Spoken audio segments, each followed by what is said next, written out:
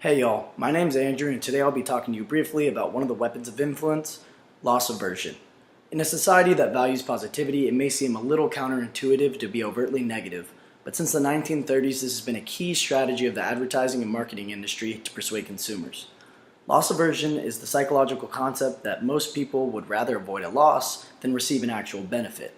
While it can seem unethical to inspire and manipulate one's innate fear of loss, it can be an invaluable persuasive tool, especially in regards to behavioral economics. As we know, many of us use money as a deciding and defining factor in a lot of the choices we make, even though we may not like to admit it most of the time.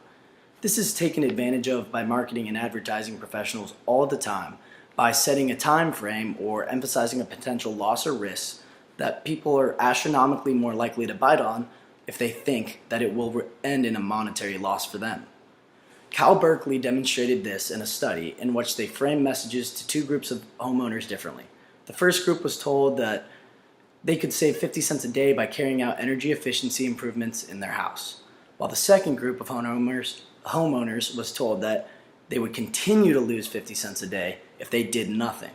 The second group, the message was framed to them as a monetary loss instead of a benefit, was 300% more likely to carry out these improvements.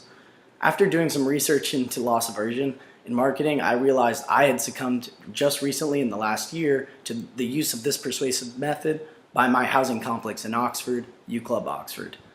Last spring, U Club set an urgency-based offer with posted dates and amounts off that you could get on rent.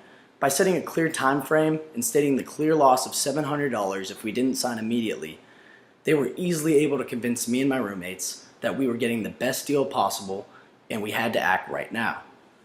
As someone who has been duped by this use of loss aversion, I cannot stress anymore the power of manipulating and using the negative, especially in regards to the world of marketing and advertising.